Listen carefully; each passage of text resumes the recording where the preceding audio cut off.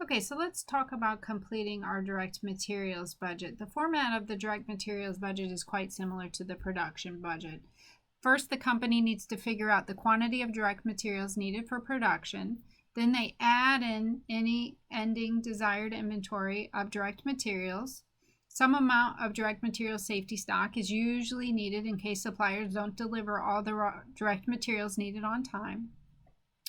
So next, managers determine the direct material inventory they expect to have on hand at the beginning of the month, and then by subtracting what the company already has in stock at the beginning of the month from the total quantity needed, the company is able to calculate the quantity of direct materials they need to purchase.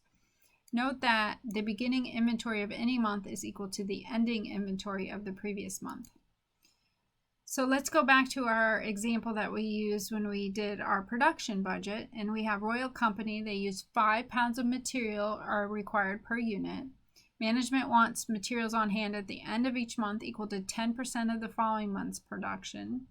And then 13,000 pounds of material are on hand at the end of March. Materials cost is 40 cents per pound. Let's prepare the direct materials budget. So we begin with our required production from the production budget just completed. We multiply the required unit production by the number of pounds of direct materials needed. In our case, that's going to be 5 pounds per unit. For April, we will need 130,000 pounds of direct materials. So 26,000 times the 5 pounds per unit means that we need 130,000 pounds in April. Now, to our production needs, we must add the number of pounds necessary to meet management's policy regarding minimum inventory levels. So the desired ending inventory is 10% of the following month's production needs. So that's 10% of 230,000 is 23,000.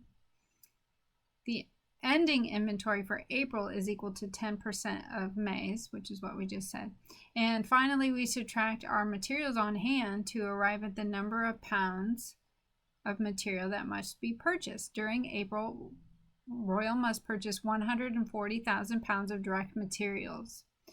Why don't you go ahead and calculate the materials to be purchased in May? You can put this on pause and we'll come back and revisit that. Remember, our ending inventory will become our beginning inventory. Just a little hint. So here we go. It looks like that we need 221,500 pounds of material to be purchased in May. So we can go ahead and complete the entire schedule now. Again, 10% of June's production needs will be our desired ending inventory.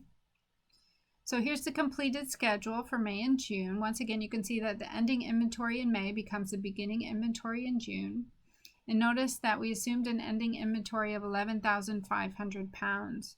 For the quarter, we will need to purchase 3,500 pounds right here of direct materials.